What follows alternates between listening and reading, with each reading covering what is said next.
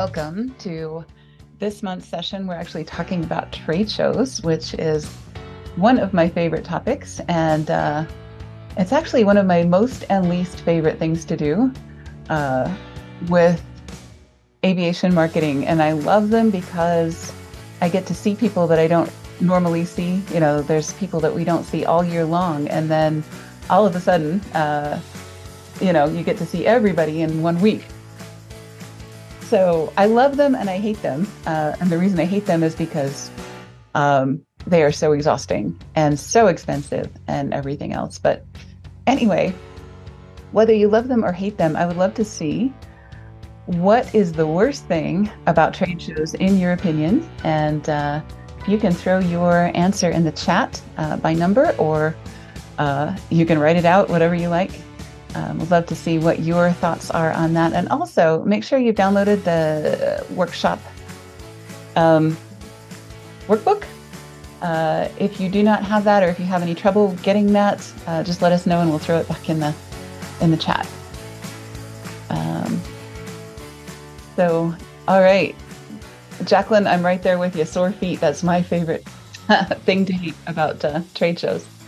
Yeah, I mean, basically the biggest thing about trade shows is that they are so much work, right? Michael, 2 and 1, and having to be an extrovert.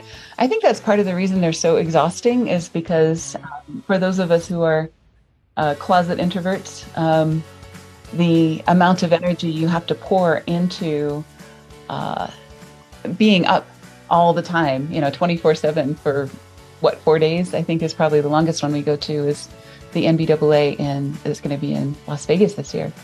It takes a tremendous amount of energy to be on high engagement all the time, to be in that kind of thing. All right, so moving right along, I did post this survey in our on my LinkedIn, and let me get that up here. So far, we've had 13 votes. Most of them dislike the follow-up the most. So that's good to know. We'll take that into account today when we're going through this, as we're figuring this out. There's a lot to cover today. This is normally a 4-day workshop that we go through, but it is also today going to be a 1-hour workshop. So we're not going to cover everything, but we're going to spend, I think, the most time on follow-up. But first, we're going to talk about why we do trade shows, and that is we cover the entire sales cycle, right? Everything that we do in sales. You can do prospecting at a trade show. You can do approaching at a trade show. It's good for your holding pattern if you see people that have talked to you 6 months ago but aren't ready to buy yet. It's great for sales. Although we don't see very many sales actually executed at trade shows. All of those press releases you see about deals made at trade shows were done months before, and they just happened to be announcing it at the trade show. Referrals and testimonials, all of these things are great activities for a trade show. So let's jump in. I dislike about a trade show. Yeah. Setup. Yeah. Logistics and setup. Well, the problem is, no matter where you go, you got to get involved with, what were the guys' names? And the Freeman guys, the union Freeman guys. Mm-hmm. And they're all unionized. Yeah. So GSA. Mm-hmm. You can't really take your stuff in there yourself. And, the first time we went down, we did in a truck, and we had all the stuff in it. And in the next subsequent time, we did the same thing, but we knew more about how to get going. But the setup is just, they want to go do it. Here's the stuff, truck, go set it up. But that isn't the way we want it set up. It's the way they want it set up. And it just, and then the fact that you have to pay for the stinking carpet, the electricity, the internet, the desk, the chair, the trash, right, all separately. And it's $75 a night to get your carpet vacuumed. And well, that's what it used to be. It's probably $150 now. That's true. That's true. Right. And Jacqueline, you're right. It is amazing. It is amazing. The amount that you spend and the amount of time that you spend on just preparation and logistics and things like that. So yeah, let's dive in. If you have any other thoughts or opinions anytime while we're going through this, we've got a real small group today. So feel free to speak up or pipe up in the chat window, and we'll make sure that we include all of that, because you made the commitment to be here today. And so we want to make sure that we're considering your thoughts, opinions, questions, and everything else as we're going through this. So thank you for coming, everybody who's here.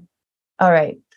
So a lot of companies will build their entire marketing year around trade shows. I used to work for a company that was a subsidiary of Pearson Education that did, I think, 6 trade shows a year. And so we were always in either prep mode or follow-up mode for every single trade show. And it was a great business model because there is so much good that comes out of trade shows, but it's also an amazing amount of work. So what we've put together today for this workshop is a checklist. Hopefully everybody has the checklist and has downloaded that and printed it. If you haven't, it's in the Google invite, and it's also in the chat window. But you will want that before we're done today. I promise. There's so much stuff, and we're covering it in so little time. And Tyler, you grew a mustache. You look great. Yeah, I found that up in Alaska. Well, it looks fantastic. We're glad you're here. Good to see you. All right. So outcomes of this workshop: reconnect and meet with partners and vendors, meet with existing customers, renew relationships. There's so many things that come from trade shows. Resales, recaptures, referrals, solving customer service issues. Sometimes people will come up to you and say, "Hey, I tried to work with you, but you didn't offer this service at the time," or whatever. And you can get into some of those things in person that you would never get to otherwise. Meet with vendors, various stages of the supply pipeline, the sales pipeline, and that's become so much more important over the last year as supply chain problems have happened. I guess last 3 years is probably the best time frame for that. Meet new prospects for the first time, make them aware of your product or service, begin a sales process, make sales. All of those things can happen at a trade show. They typically are not consummated at this trade show, but you can make sales there. Exactly. All right. So, given what we're seeing from our poll that we took at the beginning of at the top of the hour, it sounds like everybody's having kind of an equal amount of trouble with prep and logistics, and also the follow-up, and also sore feet. So I can't help you with the sore feet. We're going to talk about the other 2 things today. So, all right. And I can't help you with the amount of energy it takes to expend all of this and get this done. Okay. So what we're going to talk about today, we're not going to talk about onboarding because that's actually from the 4-day workshop, which if you're in our marketing lab, you can get into that anytime you like and have access to all of the videos and kind of the 4-day experience of, how to set up a trade show and all of that. But we are going to talk about what to do before the trade show, 90 days, 60 days, 30 days prior. We're going to talk about what to do during the show, and also after the show. So, information gathering, right? Exploring the possibilities and setting the goals. Everybody has a different reason for being at a trade show. Some people are launching a new company or a new product or service at a trade show. This is their first time making a big splash. So that's one goal or intention. It's not everybody's. Another one is you want to heat up sales for an existing product or service. And we usually recommend that people narrow this down to 1 or 2 products that they want to focus on for a particular trade show, maybe a new product or maybe your top performer or whatever it is, because a lot of people will go to a trade show and try to be a shopping mall. And that doesn't work very well. You really need to have one campaign that's appropriate for the demographics of this particular show. And also because you need your message to be super simple. You get to talk to people for just a few minutes at a trade show if you're lucky. And, what they will remember afterwards is usually a very small percentage of what you talked about for various reasons, just because of information overload and alcohol and Vegas and long nights and, everything else. So, there's lots of reasons that your customers are not going to remember a whole lot of what you told them at the show, but you want to just make a positive impression and makes a super simple point. If you are exhibiting there, they used to be, I don't know if they still do it, but they used to let you have access to every time you get scanned, so you know who the clients are. Exactly. So what we want to do when we're planning a trade show is, how do we attract the right people? And we've talked about this before in, when we talked about our holding pattern. People who are qualified leads have three things. We use the non-politically correct acronym MAN, right? Money, authority, and need. Those are the kinds of people that you want to spend your time with at a trade show. And you want to get them involved with your product. So some kind of a hands-on activity or some kinds of a intellectual exercise, like a trivia quiz or, something where they're intellectually or physically interacting with your product. And then number three, the third thing you want is to get permission to contact them later. So, set an expectation for some useful information that you can provide later. And that might be a white paper, that might be a video, that might be a product demo, that might be a specific workup or a specific proposal for them, some reason that they need to get in touch with you after the show. So if you can do those three things, get them to your booth, get them involved, get permission to contact them later, that's what we want, right? If you are not exhibiting, you can do the same thing. John and I almost never exhibit because we've got such a small company. But we do exactly the same thing. We want to set appointments with the right people, get them involved in some way, and then get permission to contact them later. Questions, thoughts, concerns so far? We on the right track? Cool. I'm sorry? Okay. All right. Okay. So, yes. You want to have these meetings with people, and they are very few places there to have a meeting. Yes, this is a problem. If you happen to be I hate to say this, but if you happen to be an American Express card holder, you can use their, in Vegas at least, you can use their office to get into, and you can take in at least one or two other people at no charge, and you can go in there and they have munchies and coffee and snacks. And right? You can use that as a meeting place. It's quite nice, actually. And much quieter than the show floor. Otherwise, if you're just floating, it's ideal to have some kind of a place where you can do 10-minute or 15-minute meetings with people and just sit and chat. So that's a wonderful thing. Right, Jacqueline, you're right. NBAA professional member, they have a lounge with Wi-Fi and snacks. So that's another fantastic option. Appreciate that. It's a little noisier there than it is in the American Express office. Right. Use that too.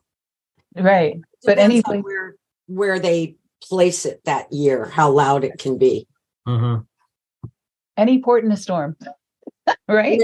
Also, the NBAA lounge, the one that's open to all attendees, that can be dead as a doornail during a lot of the bigger activities, thus making it a quieter spot.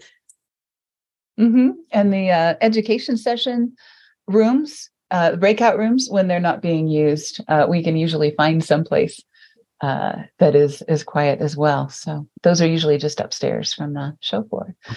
Other shows have different arrangements and things, but it's good to scout out a good place to do your appointments if you don't have a booth. If you do have a booth, then you want to design your booth so that you can actually have conversations.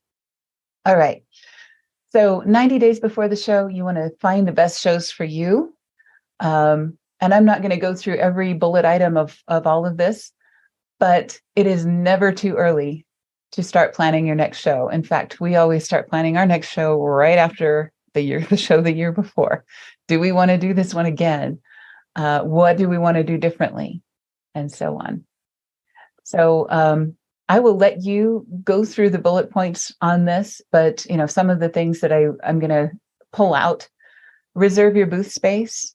Often they will let you reserve your booth space before you even leave the previous year's show. They're already pre-selling booth spaces for the next year. So if you really liked your space or really disliked your space, that's a great time to do that. And you often get really cheap rates if you do it even up to a year before. And if you've been there at least once, then you know where you want it. Foot traffic. Right. And another thing that we're recommending for everyone is to do the public speaking. So, the education sessions.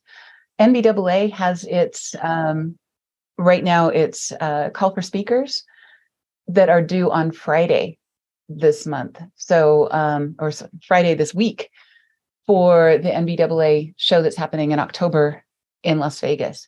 So if you were at all interested in doing an education session, and I think everybody should do an education session. If you are in an aviation business, you know stuff that other people don't, that they should know. And you can put together a great interactive, fantastic session. You can get people as a captive audience for 45 minutes at a time.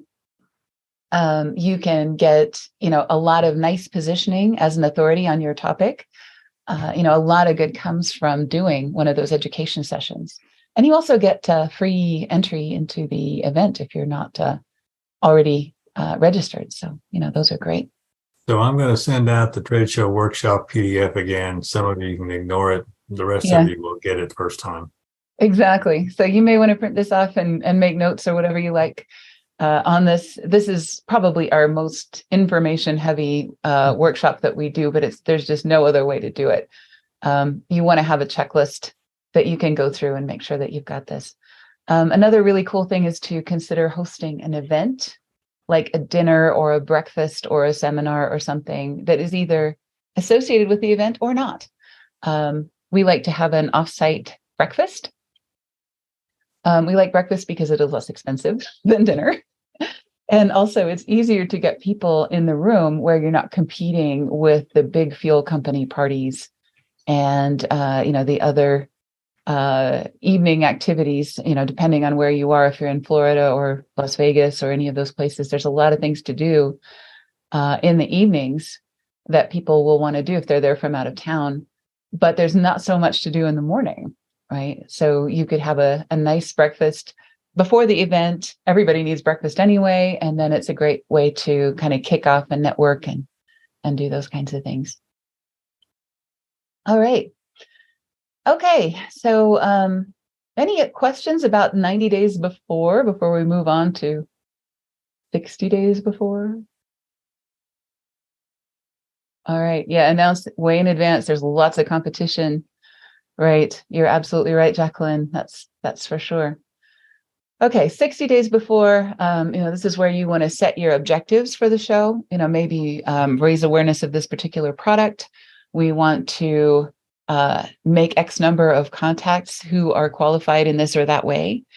We want to make a final decision about whether to exhibit or float.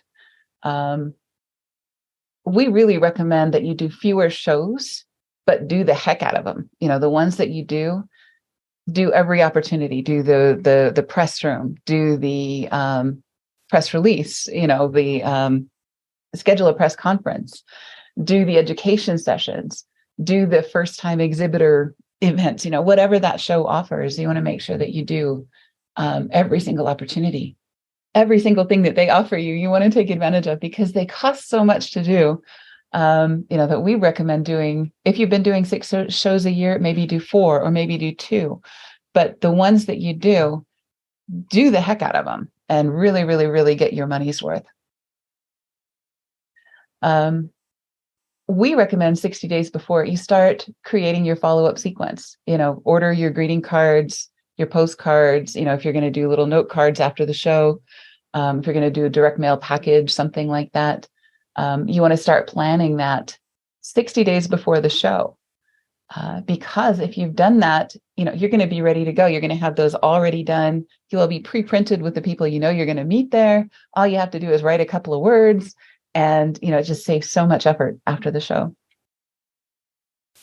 Send invitations, even 60 days before, with a beneficial reason to visit your booth. So if you're going to do a product demo, if you're going to do specialized consultations, we do have in our sales workshop, we've got a section on how to sell a free consultation. It sounds crazy, but there's so many people doing free consultations that you have to have a very attractive free consultation in order to get people to commit to that, even commit to a 15-minute or 20-minute appointment during a show. There's so many demands on their time.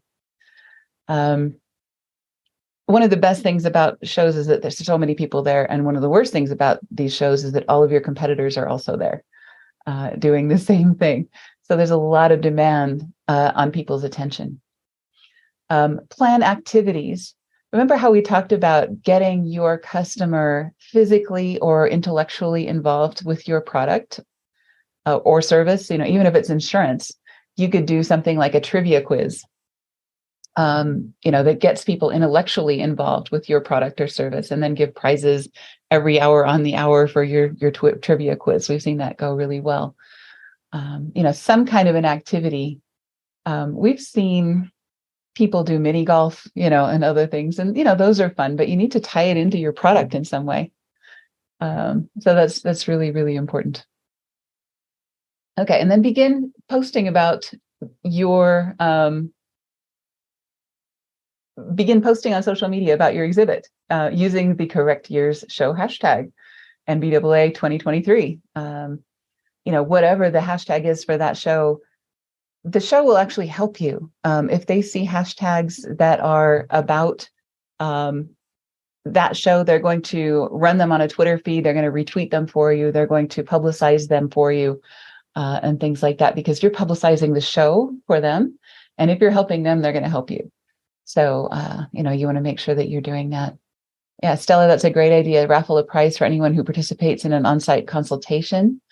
There's lots of ways to do drawings. A lot of people give away swag at trade shows. I like to make people earn it, at least by, doing a spin the wheel, or do a trivia quiz, or participate in a demo, or do a consultation, or take a survey, something, in order to enter a raffle or a drawing or something like that, because then it becomes much more meaningful. Yeah, don't just give away a prize because you picked a random business card. Exactly. There's so many ways to improve on that.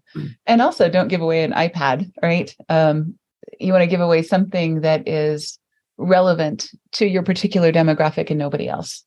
So a tool set, or an accessory, or something having to do with your product or service.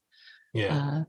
There's another one that there was a company that gave away a Lego airport, and that was super popular. Because everybody's got kids and grandkids and things like that. So those are always great. All right. Any questions about 60 days before the show? We're moving right along, getting closer to showtime, right? Mm-hmm. Okay. Most people don't start nearly soon enough.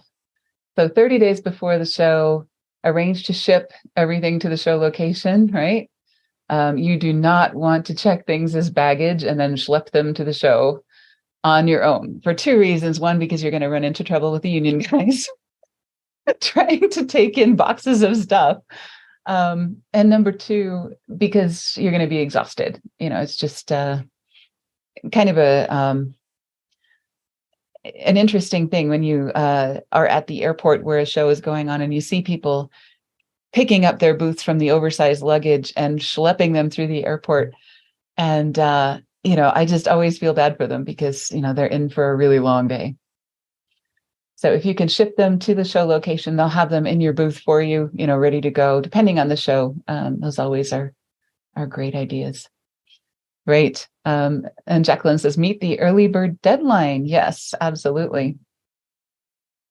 Think about creating an FAQ document about your product or service, and make sure that everyone that will be representing your company in your booth is familiar with that FAQ. And if you can make that one sheet of paper that everybody can refer to, that's great.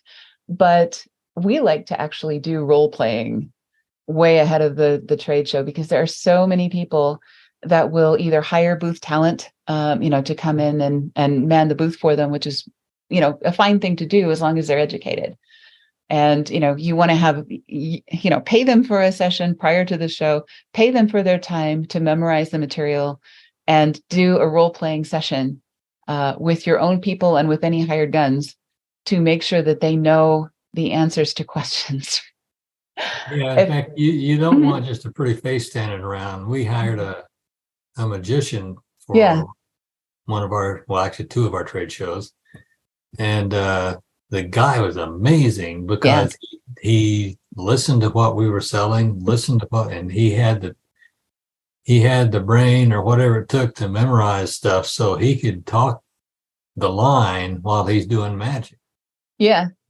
And he worked it into his card tricks. All of our products and services, he kind of worked in, or all of our clients' products and services, he worked into the tricks he was doing. It was really amazing.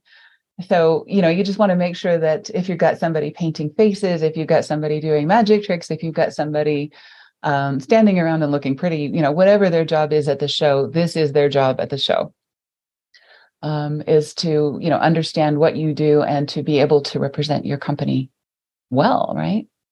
And a matter of fact, we, I don't remember which trade show it was, but one of them, people were just walking by the booth. They didn't want to come up.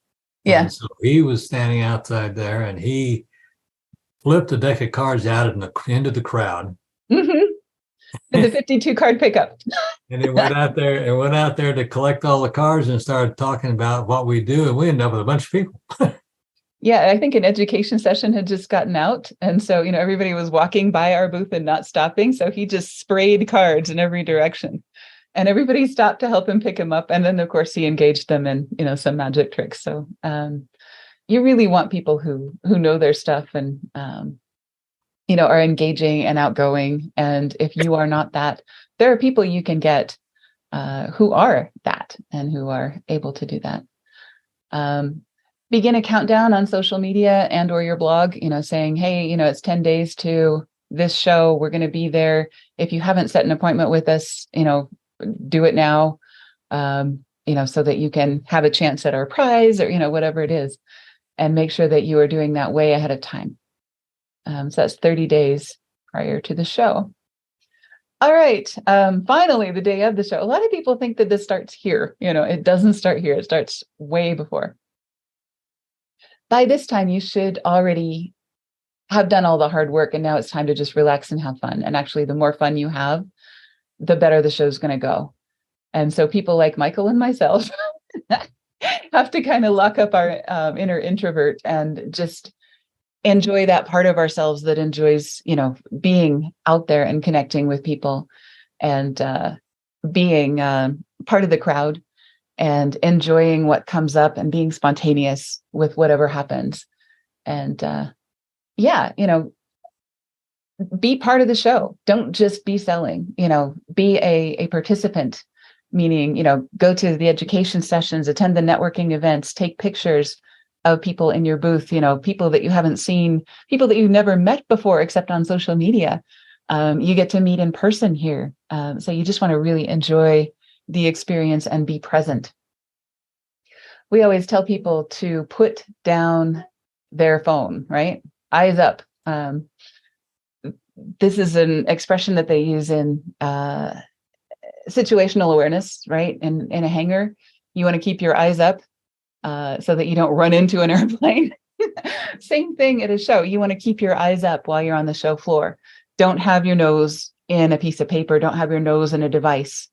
Take lots of pictures and video, but unless you are taking notes with your voice memo feature or taking pictures, your phone is in your pocket and it never comes out. And we tell that to everybody that works with us, everybody that's attending or that's working our booth or working the client's booth. Never, never, never have your nose in your phone, right?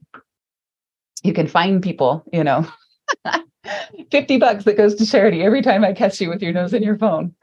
And that is I understand it because it's the retreat of the introvert. It is also, there's a lot of temptations to look somebody up right after they've left your booth and go, oh, I know this guy. Who was he? Take notes with a pen on a piece of paper or use your voice feature on your phone to take notes and say, met with so-and-so from so-and-so, need to look him up later, whatever you want to say. But capture the information you need to capture, but do not have your nose in your phone. I know that's a challenge, but that is incredibly important. You're paying a lot of money to be there. Any thoughts about what happens at shows? I always, there are times when I just feel completely lost at shows because there's so much going on or there's so little going on. What is the phrase? It's hours of sheer boredom punctuated by moments of sheer terror. It's you just want to make sure that you're, going with the experience and enjoying it. And, if nothing seems to be happening, those are times when you can explore the booths around you, meet other people, attend an education session, do whatever you need to do to stay busy and enjoy the experience. And the times when everything is happening, then, just be present and make sure you're capturing information in the most efficient way you can so you can follow up with it later. All right. So hardest part is over. Finished the show. You survived. Your feet hurt, right?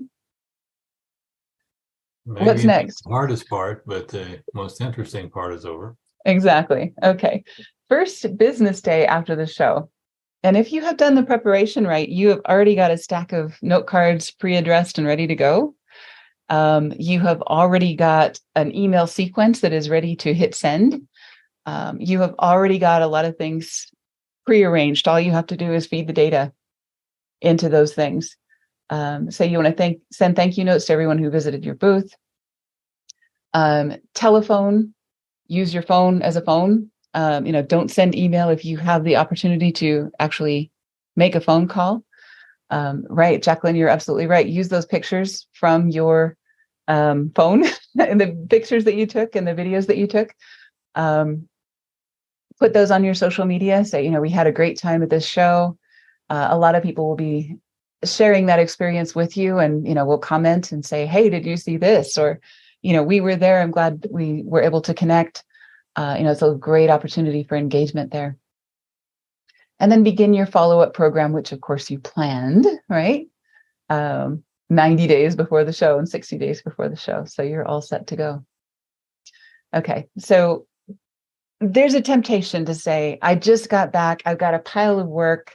My inbox is full. I've been gone for 4 days, or even longer if you've got travel time. I've been, especially if you've been to a show overseas. My kids haven't seen me. I've got a million things to do around here. I will do this later, right? That's the temptation, and I feel it too. And it's pretty awful. And that's why that preparation really helps, because if you've got this set up, this will take you an hour, your first business day after the show, and then you can get to your inbox and you can get to your kids and you can get to all of those things that you've been missing. Cool? Yep. All right. Okay. And then execute your follow-up plan. How many of you guys attended our holding pattern workshop? Some of you guys did. So you know how to do a holding pattern. This is why the vast majority of people do not follow up after a trade show, or they follow up once. And that is leaving a whole lot of money on the table, because most of the people that are going to buy from you, there is a window of somewhere between 2 and 8 months that expires or that transpires between meeting somebody and doing business with that person. And if that 8 months is empty, they're going to forget about you and they're going to go with a competitor. You may have given them a fantastic idea. We need to do this. We need to improve our marketing, or we need to get better insurance, or we need to buy a plane, or we need to do whatever. You may have convinced them of something, but they're not 100% convinced that yours is the best option. So they're going to be looking at all of your competitors. They're going to be shopping. They're going to be doing all of those things. So you can't just follow up once and then leave them alone and expect that they're going to come back to you, right? And also, most salespeople stop contact after the third to fourth contact. Yeah. Most sales, at least in aviation, are made somewhere between the 12th and 30th contacts. Yeah. That sounds ridiculous, but it's true. And they don't have to all be phone calls. They can be, social media contacts, emails, newsletters, direct mail, birthday cards, any opportunity that you have to make to reconnect with that person during that consideration phase is really important. So I like to put business cards in. I like to wear a suit with pockets. That's just a thing that I do. And then hot prospects go in my right pocket. Warm prospects go in my left pocket. Cold prospects get left on the table. Actually, they don't. Pretty much cold prospects. There is no such thing in aviation. Anybody in aviation either is somebody or knows somebody who may be a qualified prospect at some point in the future. So warm prospects go in my left pocket. And then I've already got my list. I haven't had to spend all day on my device with my nose on my phone setting this up. I've got everybody's contact information ready to go. I just give that stack of cards to somebody to take pictures of, and then you can use one of those OCR programs or something like that. We used to have a CRM that you could take a picture of a card and it would show up in the CRM. If you don't have that, you can give them to an assistant or somebody your first day back and get them to put them in your CRM or your MailChimp or your Excel spreadsheet or whatever it is that you've got. And then, follow up on those hot prospects on day one. And then the warm prospects, just get put in the holding pattern. Yeah, or just use a QR code. That's absolutely right. A lot of people are putting QR codes on their business cards nowadays. I think it's kind of cool. I don't have them on my cards, but that's something that we could consider. I'm seeing cards on a lot of different things, like brochures and things at trade shows, or even product sheets at trade shows. I've seen people at trade shows look at a product, zap a QR code, and watch a demo right there on their phone. They're standing there in the middle of a trade show, and they're watching a demo on their phone. So, it's a nice way of bridging the gap between reality and virtual. And then you also often capture their information if they've used a QR code. Any questions about executing your follow-up plan? Questions about QR codes? Questions about materials? Anything like that? It's funny you mentioned the QR code. I did put it on my newest business cards, which when you click it, it goes right to the website, but see if it works. Fantastic. That's John Davies, right? Am I recognizing your voice? Okay. Good to see I got on late. Sorry. No problem. It's good to see you. I'm glad you're here. And you'll have to let us know how that goes. Some people are also using some of those eCards that zap your information into somebody else's phone. There are several programs that people like more and less than others. And, I'd love to hear your thoughts on different products that work or don't work. One thing that we found, though, is the demographics of aviation trade shows are, I'm going to say 40 plus, male, college educated. I'm stereotyping, but of course that's what marketers do when we're talking demographics. Not necessarily the early adopters of technology. So having a paper card is still an advantage, I think, even if you have some other method as well. I really like to have paper cards still. I know that's not very environmentally friendly. Yeah, there are some that barely know how to use email. Right. And they're Exactly. usually the Very ones with the too. most money, you know. Yeah, their secretary does it. That's what the really issue is. Mhm. Yep. That is absolutely true. And as much as, I know NBA has got the YoPros, we're trying to bring younger people into the industry and everything else. But a lot of times our decision-making population is still super old school. So, you don't want to not accommodate their preferences, and so, I always have paper business cards. Depending on the niche in Uh-huh. aviation, I've noticed in the last, in particular, 3-4 years, there's been an explosion in the under 45 crowd. Yeah. Again, it depends on the niche of aviation that you're in. And so I know, like in my marketing, I've had to really incorporate a lot of the new processes and approaches, language, and that sort of thing for that demographic. And which niche are you in, Jacqueline? That's Well, overall, I mean, it's aviation, but I've primarily been in the FBO yeah. trip services, but I'm also an ISBA affiliate, so I deal in safety as well. That's right. Okay. So, yeah, and I've kind of found that there's a little bit of a gap, between there's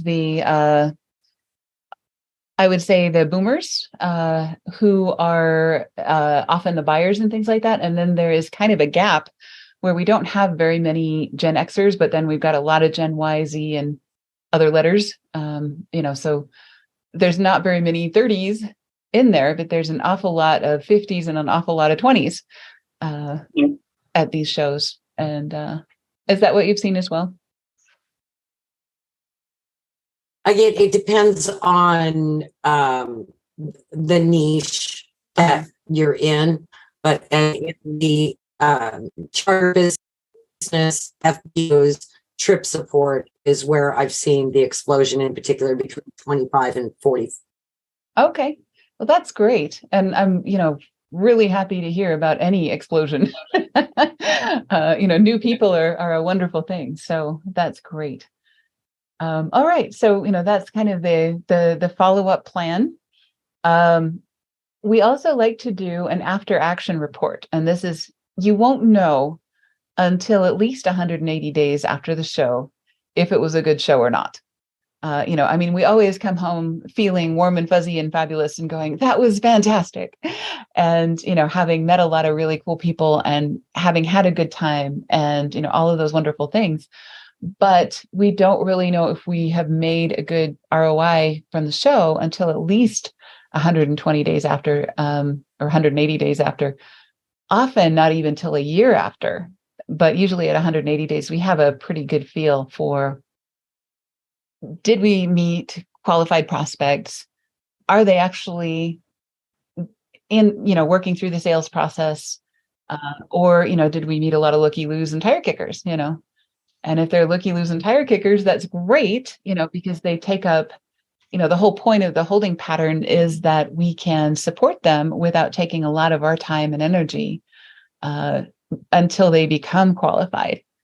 So it's great to have a large pipeline, even if they're not qualified yet. But you really want to prepare a report about 180 days after the show and say, how many hot and how many warm leads did you acquire? Where are they in your sales process? How likely are they to close?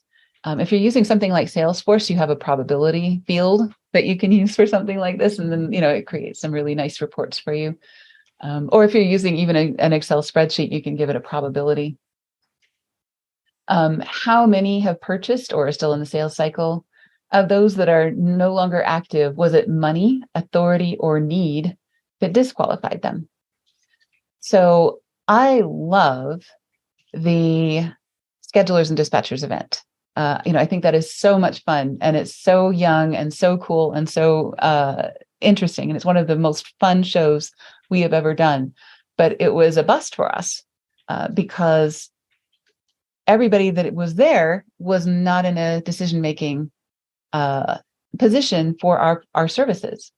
That is not true of everybody with every product. If we were selling a scheduling product or something like that, then of course schedulers and dispatchers is the place to be.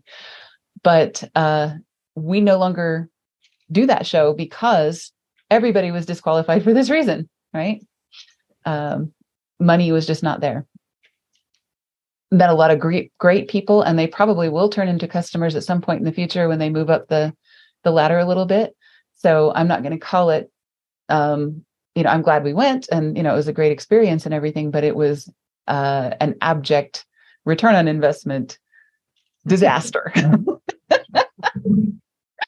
So, and those things happen, every time you do this, it's a risk. Tyler, yes.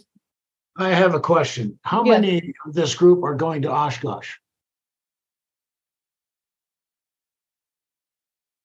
You can raise your hand. You can mention in the chat. Did you hear me or no? Michael Duke is. Michael Duke is. Okay. You guys should meet up. I think you guys are both amazing innovators, and there's a lot of synergy there. Cool. Anybody else going to Oshkosh? I will be. Great. Jacqueline will be. Okay. You guys should all get together for coffee and take pictures. We are not going. I want to go sometime as a recreational activity, but it's not our target demographic. Yeah, it's fun just to go. Oh, it's on my bucket list as a. This is the first time vacation. actually being an exhibitor. Oh, wow. Oh. Well, take lots of pictures. We'd love to see how you do. And I think you'll do really, really well there because it is your demographic. Oh, yeah. Send me your booth number so I can make sure I swing by. I don't know it offhand, but I will get it. Cool. I'm at Ada, Oklahoma, next week. Cool. Part of the planning. Yeah. Here it comes. G100, you will. Let us know, and we'll put it in circles so everybody knows. Okay. And everybody will come see you. Well, everybody that's going, so that'll be good. They've exhibited there for years. Mm-hmm. And, have a house rented on the lake, and it's all kinds of neat stuff going. Oh, that's amazing. I'm so jealous. It's a long, hard show. Yeah. I wish it was our demographic, but it is just not. Right. No, I'm actually going there to uncover a new demographic. Okay. And tap into a very underutilized sect of the market.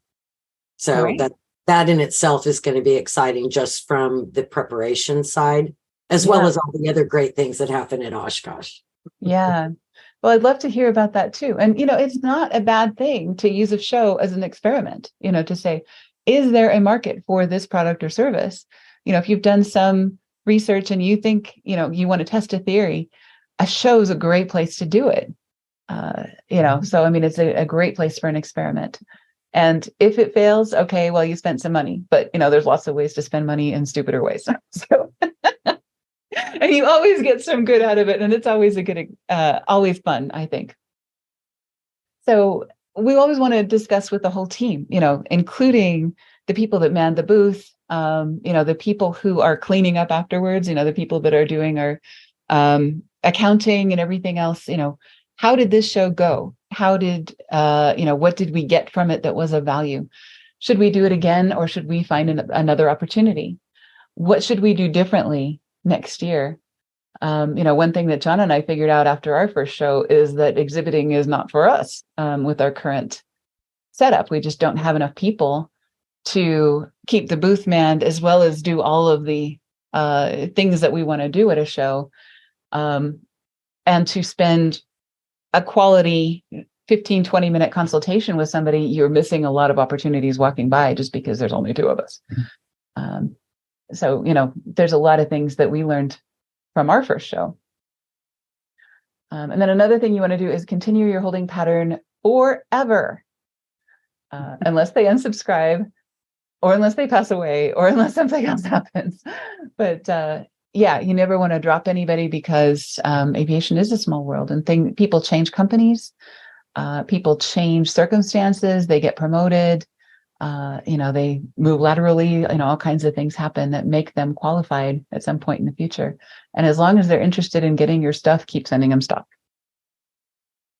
If you've got a nice, low cost, sustainable marketing pattern or holding pattern, you should be able to sustain that for years on the sales that you're making from it, as a percentage or as a ratio. So just keep that going, keep that rolling. Never drop anybody, even if it's been years since you've heard from them. We've had people buy from us after, what's our record, John? Do you know? It's been years. Yeah, it's sometimes. a couple of years. Yeah, exactly. Okay. So it's what you learn after you know it all that counts. I love that quote. That's a John Wooden quote, but anyway. Okay. So, and then we do a final checklist consultation and questionnaire after we've done, a trade show workshop with someone. You want to make sure that you finish it strong, that you're finishing it really well. And I am in the wrong file here. I was going to ask you about that. Yeah. This does not match what you guys have. So let me get into the right one. The one over there on the left. Yep. Okay. All right. So getting it done. This is the hard part, right? How do you get all this done and do your day job? Why don't you blow up the screen? Okay. There you go. Cool. Excuse the vertigo. All right. How do we get this all done? If you are in a marketing lab, then you want to use your office hours.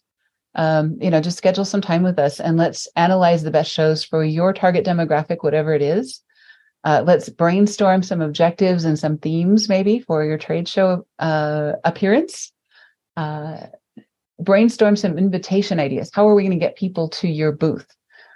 Should we do a trivia quiz? Should we do a treasure hunt? Should we do a product demo?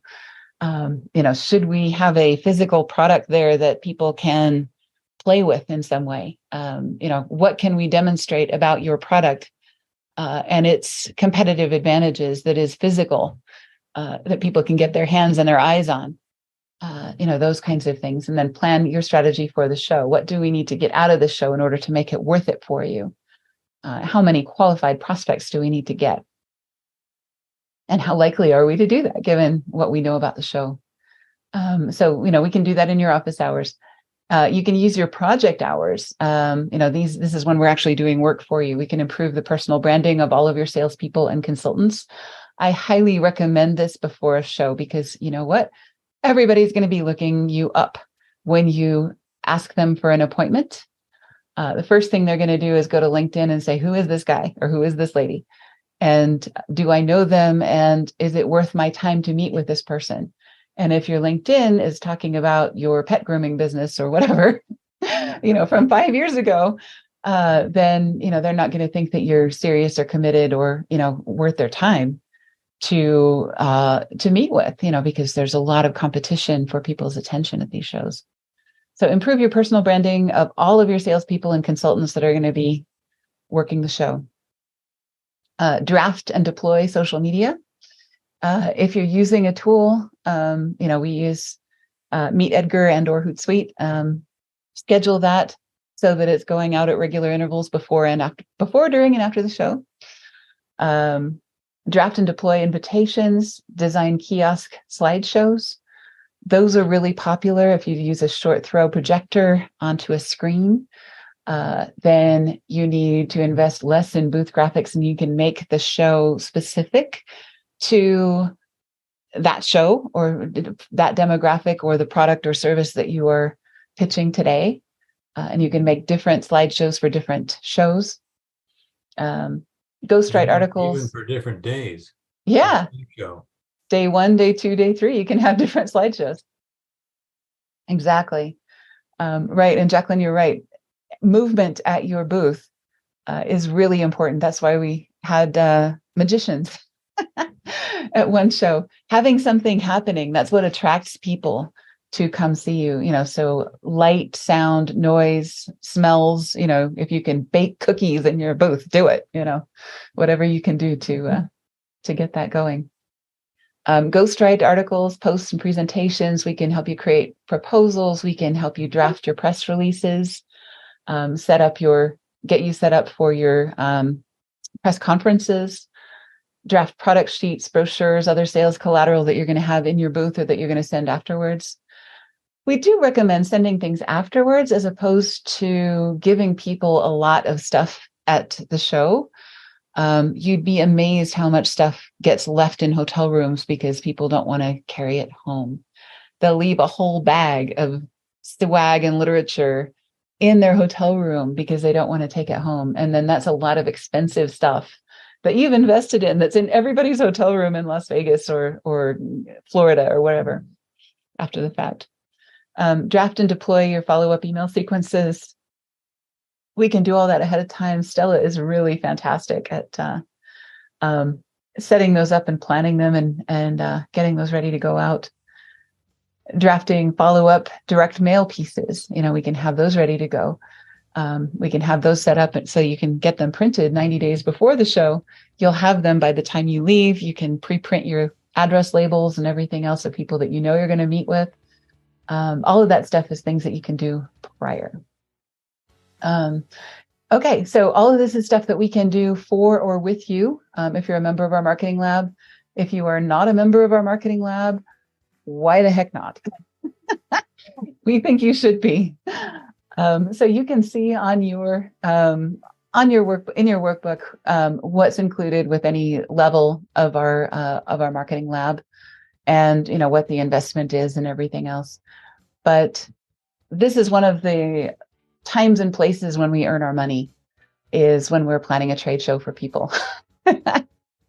And so we want to make sure that we're putting that on your agenda. If you're one of our clients, make sure that we're setting this up in the agenda for upcoming office hours. What shows are you attending this year? How can we help you prepare for them in a more efficient way? So great. Questions, comments, anything at all about trade shows? We've got just a couple more minutes. So anything that you would like to ask, we're here for you. So great, Dana. Looking forward to it. We will definitely be discussing a lot of this with you in your next office hours. So that'll be fun. Cool. Questions, comments, you can throw them in the chat. Otherwise, I'm really, really happy that you were here, and really glad that you're interested in doing this. I'm so glad that trade shows are back in person, and that the population is back up to, or the numbers are back up to what they used to be prior to COVID. I was so worried that was the end of that part of a really important part of aviation culture, right?